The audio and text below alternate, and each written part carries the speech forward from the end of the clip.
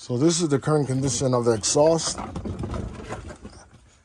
And as you can see, it has a lot of rust.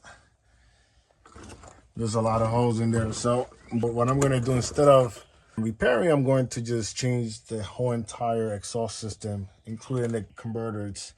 I'm getting a code for those, so I think it's already time. I have a saw saw here that's going to cut all this metal. And I think that'll be easier rather than trying to take those bolts out there.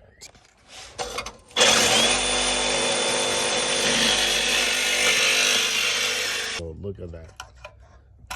There's multiple places around here. There's also rust and it's leaking. So is it worth trying to repair this? Nope. At this point it's not. So this is one of the cuts and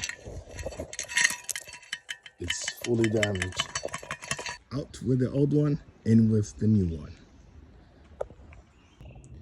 With new O2 sensors,